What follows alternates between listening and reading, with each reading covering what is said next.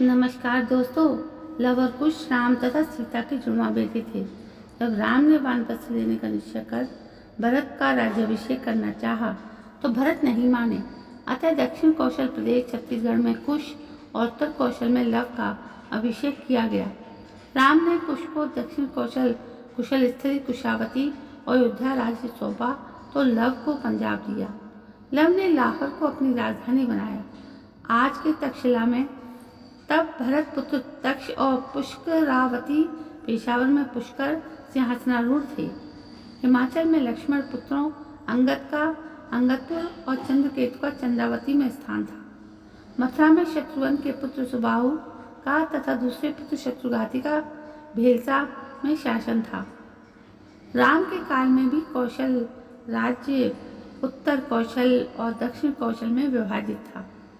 कालिदास के रघुवंशम के अनुसार राम ने अपने पुत्र लव को शरावती का और कुश को कुशावती का राज्य दिया था। शरावती को श्रावस्ती माने तो निश्चय ही लव का राज्य उत्तर भारत में था और कुश का राज्य दक्षिण कौशल में। कुश की राजधानी कुशावती आज के बिलासपुर जिले में थी। कौशला को राम की माता कौशल्या की जन्मभूमि माना जाता है।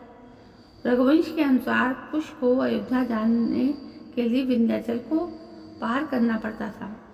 इससे भी सिद्ध होता है कि उनका राज्य दक्षिण कौशल में ही था। राजा लव से राघव राजपूतों का जन्म हुआ, जिनमें बड़गुजर, जयास और सिकरवारों का वंश चला। इसकी दूसरी शाखा थी सिसोदिया राजपूत वंश की, जिसमें बेछैला और गहलोत वंश के राजा हुए। कुश से कुशवाहा राजपूतों का वंश चला। ऐतिहासिक तथ्यों के अनुसार लव ने लवपुरी नगर की स्थापना की थी, जो वर्तमान में पाकिस्तान स्थित शहर लाहौर है। यहाँ के एक किले में लव का एक मंदिर भी बना हुआ है। लवपुरी को बाद में लोहपुरी कहा जाने लगा। दक्षिण पूर्व एशियाई देश लाओस, थाई नगर, लोहपुरी दोनों ही उनके नाम पर रखे गए स्थान हैं। कुश के वंशज कौन थे? राम के दोनों पुत्रों में कुश का वंश आगे बढ़ा तो कुश से अतिथि और अतिथि से निषधन और निषधन से नभ, नभ से पुंडरीक, पुंडरीक से क्षेमंधवा, क्षेमंधवा से देवानीक, देवानीक से अहिनक, अहिनक से रुरु, रुरु से परियात्र, परियात्र से दल, दल से छल, छल से उक्त, उक्त से वज्रनाभ, वज्रनाभ से गण, गण से विश्वताश्व, विश्वता से विश्वसह, विश्वसह से हिरण्यनाभ, हिरणाभ से पुष्य, पुष्य से ध्रुव संधि, ध्रुव संधि से सुदर्शन, सुदर्शन से अग्निवर्ण और अग्निवर्ण से पद्मवर्ण, पद्मवर्ण से शीघ्र, शीघ्र से मरु, मरु से प्रयुश्रुत, प्रयुश्रुत से उदावसु, उदावसु से नंदिधर्म और नंदिधर से सुकेतु, सुकेतु से देवरात, देवरात से बृहदुक्त, महावीर और देवरात से महावीर, महावीर से सुधृति, सुधृति से दुष्केतु, दुष्केतु से हर्यव, हर्यव से मरु, मरु से प्रतिंधर, प्रतिंधर से कुतीरथ, कुतीरथ से देवमीर, देवमीर से विभुद, विभुद से महागृत, महागृत से कीर्तिराज, कीर्तिराज से महारोमा, महारोमा स्वर्णोमा, स्वर्णोमा हर्षोमा, हर्षोमा से श्रीध्वज का जन्म हुआ। कुश वंश के राजा श्रीध्वज को सीता नाम की एक पुत्री भी हुई थी। सूर्यवंश इसके आगे भी बढ़ा, जिसमें कीर्ति नामक राजा का पुत्र जनक हुआ, जिसने योग मार्ग का रास्ता अपनाया। कुश वंश में ही कुशवाहा, मौर्य, सैनी, शाक्य संप्रदाय की स्थापना मानी जाती है। एक शोधानुसार कुश की 50वीं पीढ़ी में शल्य हुए थे, जो महाभारत युद्ध में कौरवों की ओर से लड़े थे। यह उनकी गणना की जाए तो कुश महाभारत के 2500 वर्ष पूर्व से 3000 वर्ष पूर्व हुए थे। अर्थात आज का समय देखा जाए तो लगभग 6500 से 7000 वर्ष पूर्व।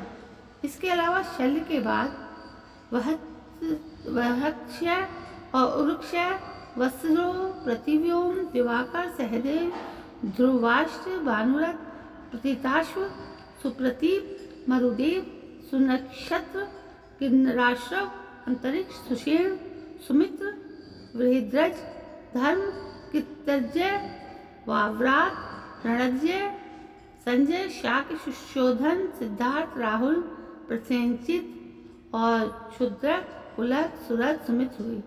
माना जाता कि जो लोग खुद को शाक्यवंशी कहते हैं वे भी श्री राम के वंशज हैं।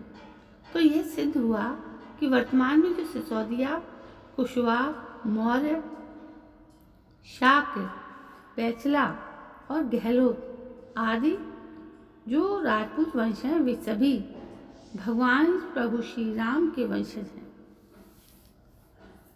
जयपुर राजघराना है राम का वंशज। जयपुर राजघराने की महारानी पद्मिनी और उनके परिवार के लोग भी राम के पुत्र कुश के वंशज हैं। कुछ समय पहले महारानी पद्मिनी ने एक अंग्रेजी चैनल को दिए इंटरव्यू में कहा था कि उनके पति भवानी सिंह कुश के 307वें वंशज हैं। इस घराने के इतिहास की बात करें तो 21 अगस्त 1921 को जन्मे महाराज मानसिंह ने 3 शादियां की थी। मानसिंह की पहली पत्नी मरुधर कंवर और दूसरी पत्नी का नाम किशोर कंवर था और मानसिंह ने तीसरी शादी गायत्री देवी से की थी। महाराज मानसिंह और उनकी पहली पत्नी से जन्मे पुत्र का नाम भवानी सिंह था। भवानी सिंह का विवाह राजकुमारी पद्मिनी से हुआ था, लेकिन दोनों का कोई बेटा नहीं है। एक बेटी है जिसका नाम दिया है और जिसका विवाह नरेंद्र सिंह के साथ हुआ है। दिया के बड़े बेटे का नाम पद्मनाभ सिंह है और छोटे बेटे का नाम लक्ष्यराज सिंह है। और भी कई हैं राम के वंशज। हालांकि ऐसे कई राजा और महाराजा हैं जिनके पूर्वज श्री राम थे, श्री राम के वंशज थे। राजस्थान में कुछ मुस्लिम समूह कुशवा वंश से ताल्लुक़ रखते हैं। मुगल काल में इन सभी को धर्म परिवर्तन करना पड़ा, लेकिन ये सभी आज भी खुद को प्रभु श्री राम का वंशज ही मानते हैं। इसी तरह मेवात में दहंगल गोत्र के लोग भगवान राम के वंशज हैं और चिरकलोत गोत्र के मुस्लिम यदुवंशी माने जाते हैं। राजस्थान, बिहार, उत्तर प्रदेश, दिल्ली आदि जगहों पर ऐसे कई मुस्लिम गांव थे जिनके समूह हैं जो राम के वंश से संबंध रखते हैं। डीएनए शोधानुसार उत्तर प्रदेश के 65% मुस्लिम ब्राह्मण, बाकी राजपूत, कायस्थ, खत्री, वैश्य और दलित वंश से ताल्लुक़ रखते हैं। लखनऊ के SGPGI के वैज्ञानिकों ने फ्लोरिडा और स्पेन के वैज्ञानिकों के साथ मिलकर किए गए आनुवांशिक शोध के आधार पर यह रिसर्च या ये निष्कर्ष निकाला था। तो दोस्तों, ये थी श्री राम की वंशावली जो कितनी दुर्लभ है। आज पता नहीं गूगल से ये कहाँ से मुझे मिल गई, तो मैंने सोचा आपसे भी शेयर करूं, क्योंकि आपको भी अपने श्री राम के वंशज के बारे में पता होना चाहिए।